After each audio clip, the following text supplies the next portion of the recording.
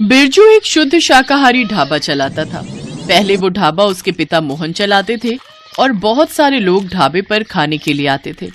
वहां से 5 मिनट की दूरी पर एक बहुत बड़ा शिव मंदिर था। लोग मंदिर में पूजा के बाद ढाबे पर खाने के लिए आते थे। अरे मोहन भाई, रोटी और भिंडी मसाला देना। हाँ मालिक, बैठ तो जाइए, स्पेशल भिंडी मसाला दे रहा हूँ, रोटी के साथ मस्त लगेगा। पता है भाई, तुम्हारे भिंडी मसाले के लिए तो आता हूँ यहाँ। क्या भिंडी बनाते हो तुम? बिरजू तब छोटा था और ढाबा चलाने में अपने पिता की मदद करता था, लेकिन बिरजू को खाना बनाने का कोई शौक नहीं था। उसे मिट्टी से खेलना पसंद था। वो पत्थर से घर बनाता था। उस वजह से मोहन उसे डांटता भी था।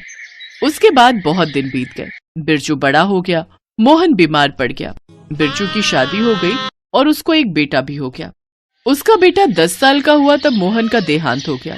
जाने से पहले मोहन ने बिरजू से कहा, बेटा बिरजू, वो ढाबा मेरी जान है, उसे बंद मत होने देना।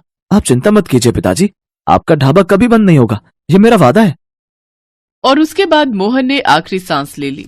अपने मरते हुए पिता से बिरजू ने वादा कर दिया था। अब उसे वादा निभाना ही था। लेकिन उसे एक चीज ठीक से नहीं आती थी और वो है खाना बनाना। ढाबे पर लोग खाना खाने के लिए तो आते हैं, लेकिन बिरजू के हाथ में वो बात नहीं थी। बिरजू भाई, बड़ा दुख हुआ मोहन भाई के बारे में सुनकर। अब क्या ही कर सकते हैं, रोटी और भिंडी मसाला देना 1 प्लेट। हाँ मालिक, मैं अभी लाता हूँ। बिरजू रोटी और भिंडी मसाला लाकर उस आदमी के सामने रख देता है, लेकिन खाते ही उस आदमी का मुंह बन गया। अरे ये क्या है, इस भिंडी मसाले में तो टेस्ट ही नहीं है। किसने बनाया है ये? जी मैंने बनाया है। क्या यार बिरजू भाई, इस भिंडी मसाले में वो बात ही नहीं है। अपने बाप से कुछ भी नहीं सीखा क्या? अब मैं यहाँ कभी नहीं आऊंगा। अरे रुक जाइए मालिक। लेकिन वो आदमी नहीं रुका। धीरे धीरे ढाबा खाली हो गया। निराश होकर बिरजू घर चला आया। उसकी पत्नी सरला ने पूछा, क्या बात है, दुखी क्यों लग रहे हो? क्या करूं सरला, मैं पिताजी के जैसा भिंडी मसाला नहीं बना सकता।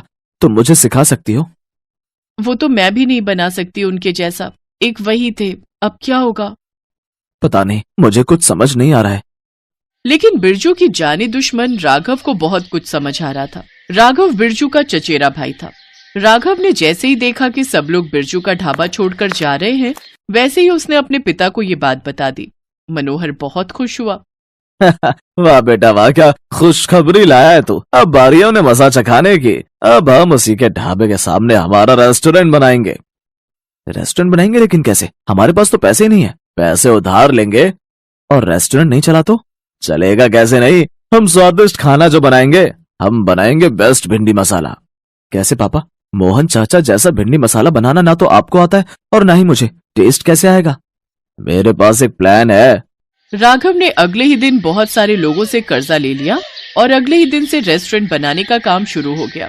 बिरजू ने अपनी पत्नी से कहा, मर गए, राघव और मनोहर चाचा रेस्टोरेंट बना रहे हैं। अब तो मेरे ढाबे पर कोई नहीं आएगा।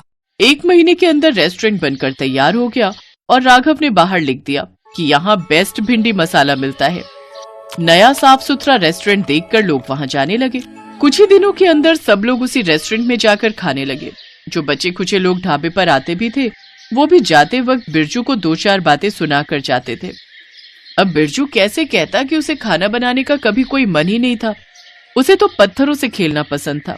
अब ये बात वो बोलने जाएगा तो लोग उसे पत्थर से ही मारेंगे। इसीलिए बिरजू चुप रहता और लोगों की बातें सुन लेता। धीरे धीरे उसके ढाबे पर लोगों ने आना बंद ही कर दिया। स्कूल में फीस न देने की वजह से उसके बेटे को स्कूल से निकाल दिया गया। घर में 2 वक्त चावल और साग बनने लगा। एक रात को बिरजू रो पड़ा। सब कुछ खत्म हो गया सरला, मैं अपना वादा नहीं निभा पाया। पिताजी मुझे कभी माफ नहीं करेंगे।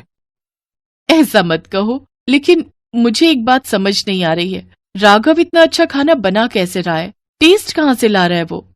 पता नहीं, सीखा होगा कहीं से। ये दोनों बाप बेटे सीखने वालों में से नहीं है। ये दोनों तो चोर लफंगे धोखेबाज हैं। मुझे लगता है कि ये दोनों मिलकर कुछ गलत काम तो कर रहे हैं। ठीक है, मैं देखता हूँ। अगले दिन सुबह सुबह उठकर वो बाहर चला गया और उसका शक सही निकला। राघव कहीं जा रहा है। बिरजू ने उसका पीछा किया। राघव चुपके चुपके कसाई के पास गया और मटन की चर्बी खरीदी। मैंने सही पकड़ा था। बिरजू ने अपने मोबाइल पर पिक्चर उठा ली। उधर सरला की तबीयत खराब हो गई तो उसके बेटे मुन्ना ने कहा, माँ आज मैं आपके लिए खाना बनाऊं? हाँ बेटा, कोशिश कर, मेरी तबीयत बहुत खराब है। मुन्ना रसोई गया और सामने भिंडी पड़ी थी। मुन्ना ने भिंडी मसाला बनाया। उधर मटन चर्बी वाली पिक्चर निकालकर बिरजू ने रेस्टोरेंट के बाहर चिपका दी। लोगों ने देखा और वो सब गुस्से से लाल हो गए। लोगों ने मनोहर और राघव को बहुत मारा और फिर उसे पुलिस के हवाले कर दिया। बिरजू खुश होकर घर लौटा और सरला को सब कुछ कहा। बहुत अच्छी बात है, लेकिन अब क्या होगा? हमारा ढाबा भी कैसे चलेगा? लीजिए भिंडी मसाला खाइए, मैंने बनाया है। बिरजू और सरला ने भिंडी मसाला खाया और उन दोनों की बोलती बंद हो गई।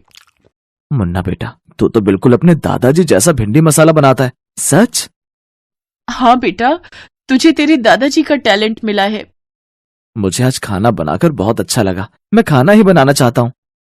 वाह बेटा, रुक जा, मुझे एक आइडिया आया है। मैं पत्थरों को भिंडी के शेप में काटकर हरा रंग करता हूँ और उन भिंडियों से ढाबा बनाता हूँ।